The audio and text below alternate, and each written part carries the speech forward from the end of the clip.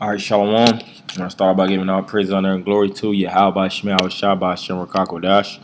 Double honor to the apostles and elders of Great Millstone, and Shalom to all the Akim out there pushing the word of sincerity and in truth. And what you see before you is an image of, the so-called, god of Hercules, and you can see clearly through the chiseling and the defined features that this is a so-called black man. This is an Israelite. And Esau, so-called white man, when he came into power, especially during the time of Greeks, like it says, history started with the Greeks. Esau made it where you believe that everything was created and started by him. The cultures of the Greeks, which the original Greeks, when you go into the history, it's the Ionians, the Etruscans, all right? Because the word Greece, when you go into it in the Hebrew, it's Yawan, all right, which is the people of Javan, which are the so-called Japhites, all right, and Jake, through the Hellenization of Greece during the time of, of course, the Maccabees and Alexander the Greek, and through his father Philip of Macedon, they took over Greece, and Israelites was all throughout that Grecian region, all right. They was all throughout Macedon, they was all throughout Greece on the whole. And Rome, and all throughout through different slave trafficking. And when we was there, we was writing the literature. That's why you have the Greek sages, you have Socrates, you have Plato, you have various other sages that are known through to drop a lot of philosophy and wise proverbial sayings. And also we were heavy in the Olympics, which it tells you that also in the book of Maccabees, the ones that was dominating the Olympic realm, that was all Jake, man. That was Jake that was taking things down, and also through the play writings and things of that nature. Through the literature, a lot of those so-called plays that was enacted and created were Jake's, man. Because you see the same thing today. You have Medea, which Medea is really a Greek play, and you have this modernized Medea, which is through Tyler Perry. You have Medea Family Reunion and all these different Medea movies. And who's the producer? Tyler Perry, and a lot of these different so-called blacks are producing these different movies. Getting the literature from the scriptures and getting their motivation from certain sources of information, and then they'll bring it to life through motion pictures, so to speak. And they did the same thing back during the time of Greece. So I just say all that just to, drive a lot of points home to show, man, we was all throughout, man. All right. We made Greece great as well as we made Rome great, as well as Persia, as well as Babylon, as well as America. All right. And like I said, you see the image before you, you could tell through the bushy, aggressive beard, that's a Jake, because a lot of times with Greece, so-called white man was clean shaven. Alexander and his four generals and the Ptolemaic, leaders, the so-called people in the high up authority, they were always known to have very, very smooth faces, and they would actually have the paintings or the gods very, very rough and rugged, because those ones that were looked at like gods were Israelites. And I also have this Greek goddess of on an ancient ceramic cup, and you're going to read this article. It says, why Greek goddesses appear as black women on ancient ceramic cup. It says the images is as part of a weekly series that the root is presenting the conjunction with the image of the Black Archive and Library at Harvard University Hutchins Center for African and African American Research.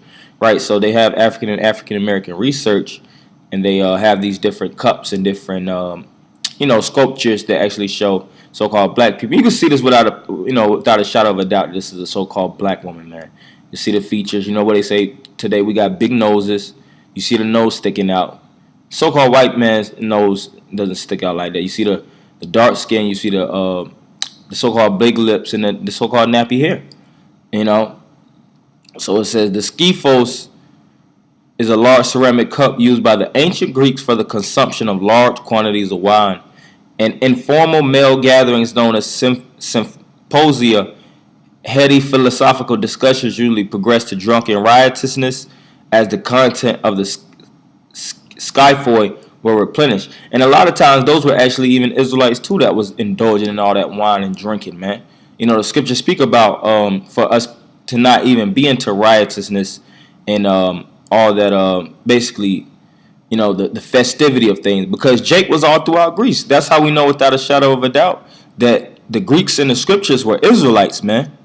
That was worshiping in Acts the 17th chapter, worshiping Dionysus and Zeus and all these different Greek gods, Hercules. Those were all Israelites, man.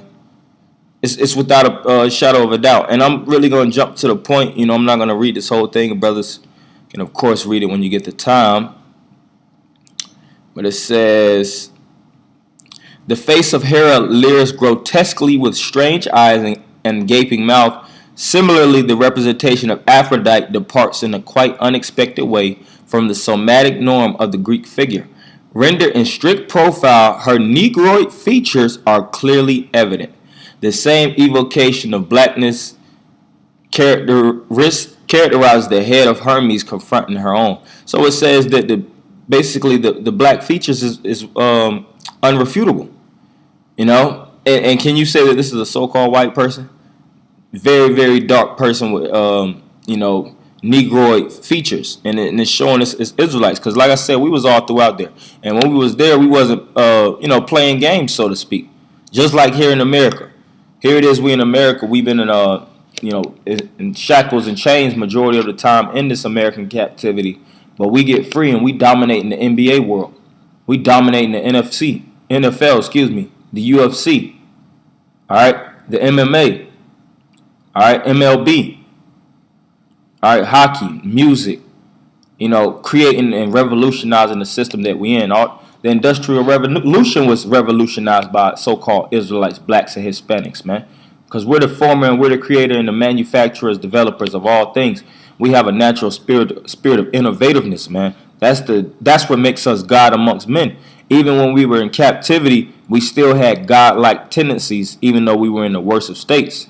So, as a matter of fact, that's why even when you go into, Hercules and the Titans, when you go into Greek mythology, it speaks about how Hercules, how he fell from the heavens. Because you read that in Jude, the first chapter.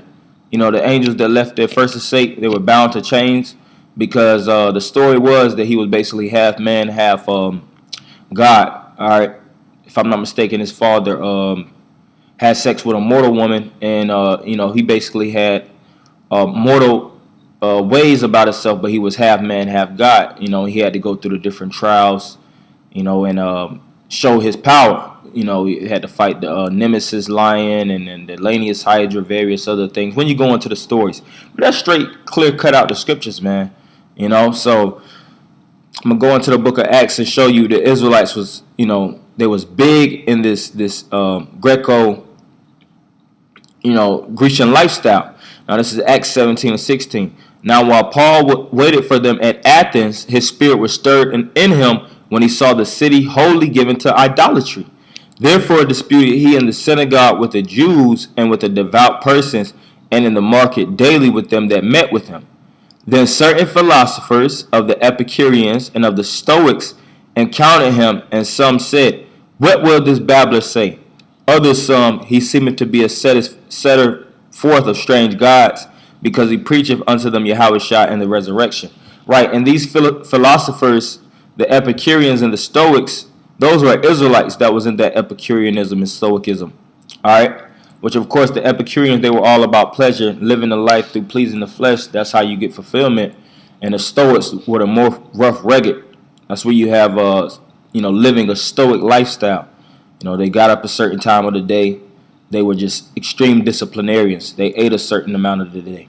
They didn't go over their caloric regiment, so to speak. They didn't go over their bedtime. They went as far as taking showers in the cold in the wintertime, and taking hot showers in the summertime. Just always being putting themselves on the edge. That was the Stoics and the Epicureans. And they basically had their style of living, and they seen Paul and the disciples kicking a new style, the doctrine out there in Greece, so to speak, the truth of Yahushua, and they thought that they were babblers and set a force of strange gods, which that was the true power. And they took him and brought him unto Areopagus, saying, May we know what this new doctrine whereof thou speakest is. For thou bringest certain strange things to our ears. We would know therefore what these things mean. For all the Athenians and strangers which were there spent their time in nothing else but either to tell or to hear some new thing. Right, and you have that today. You have the black conscious community. You have all these mixed factions of different philosophers that come together, and they just all about kicking history, kicking philosophy and proverbs, and going through archaeology and bus and language, and secular history, and seeing the truth. All right, and they just exchange notes, but at the end of the day, they're ever learning, but not able to come into the knowledge of Yahweh Shah Mashiach. All right, that was the Athenians and the strangers. That's what all they would use their leisure, because the word leisure goes into opportunity to study. So their leisure time was all about getting into studiousness and scholarship and trait and scholastics, but they didn't have the spirit of Yahweh Shema Shai. Even though they were so-called noble, the nobleness, meaning to know, they knew a lot, but they didn't have the spirit of Yahweh Shai with them. Then Paul stood in the midst of Mars Hill and said, Ye men of Athens, I perceive that in all things ye are too superstitious. For as I passed by and behold your devotions, I found an altar with this inscription, To the unknown power, whom therefore ye ignorantly worship, him declare I unto you. Right, so they knew about God, so to speak. They knew about there was a power in the heavens, going back to even Greek mythology. It was just during the time of Greece, those gods were broken up into so many different divine powers, so to speak. You had the god of agriculture, the god of wine. You have Kronos, the god of time. All these different gods that are broken up, not knowing that there's a heavenly Father that's the creator of good and evil, as it is written in Isaiah 45:7. And he said, He's the power, and his glory will he not give to another. So they call him the unknown power, but Paul is basically letting them know who the Most High truly is. The Most High that made the world and all things therein, seeing that he is Lord of heaven and earth, dwelleth not in temples made with hands. Right, so back then they always had temple gatherings where individuals would get together and they would worship. All right, and even with those temples, you had temple prostitutes. And it was so much filthiness that went on in those temples. And that's why the Lord told us to destroy those temples and destroy the gods that were dwelling in them, because the Most High Spirit is not going to be coupled with any other power. Neither is worship with men's hands, as though he needeth anything, seeth he giveth to all life and breath and all things, and have made of one blood all nations of men, for to dwell on all the face of the earth, and have determined the time before appointed, and the bounds of their habitations, that they should seek the Lord, if happily they might feel after him, and find him, though he be not far from one of us. For in him we live and move, and have our own being, as certain also of your own poets have said, for we are also his offspring. Right, so the own poets mean the Greek poets at the time. They actually were writing of certain things pertaining to prophecy, because they had certain witches and soothsayers that understood that it was going to be a savior for the nation. All right, and that's why I said, that's why when you go into Greek literature, it was a lot of it was mythology, of course, and false divinations, but some of it aligned with the spirit of Yahweh Shema Shai, and some of the poetry and the philosophy were actually accurate, And let me get that word poet. The word poet goes into the Greek word poetis, which is a maker, a producer, the authors, one who obeys or fulfills the law. So the poets were actually going into biblical narrative, and they would actually read the biblical narrative, the Septuagints and various other biblical literature, and they would actually write their different books pertaining to that. Like I said, Xenophon, Plato, or others. So who were the poets? Aristophanes, Xenophon, Plato, Plutarch, which were Israelites. And that's how you know without a shadow of a doubt that these individuals are Israelites, because it equates to these poets. All right. And that was the main point I wanted to actually bring out. And I also want to go into how we was in the midst of Greece, because during the time of Second Maccabees, that's when Greece came and dominated us as a nation. And we fell under the hand of Esau. And when we fell under the hand of the gods that they worshipped. All right. And while we was under those certain gods, because some gods were actually already pre-erected, we created our own mythology. We created our own gods. We created our own, just like today, the whole Marvel universe, all these different things, those were created by so-called blacks, man. They hear certain things about a so-called white man, then they end up getting into it themselves, and they'll just take over the whole joint out, because the Israelites' imaginations runs deep, man. We'll out our imagination will out or super exceed, the so-called white man's. So this is 2 Maccabees 6:1. Now long after this, the king sent an old man of Athens to compel the Jews to depart from the laws of their fathers and not to live after the laws of the Most High, and to pollute also the temple in Jerusalem, and to call it the temple of Jupiter, Olympius, and that in Gerizim of Jupiter, the defender of strangers, as they did desire that dwelt in the place. The coming in of this mischief was sore and grievous to the people, for the temple was filled with riots and revelings by the Gentiles, going back to the temples that Paul was casting down in Acts 17.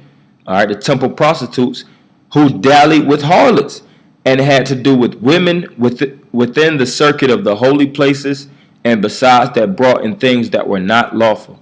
The altar also was filled with profane things, which the law forbiddeth. Neither was it lawful for a man to keep the Sabbath day or ancient fast, as to profess himself at all to be a Jew. Right, and this is the time we got Hellenized. We got pushed in that Hellenization in the Greco-Roman style of fashion. Really fully Greek at that time. And in the day of the king's birth, every month, they were brought by bitter constraint to eat of the sacrifices.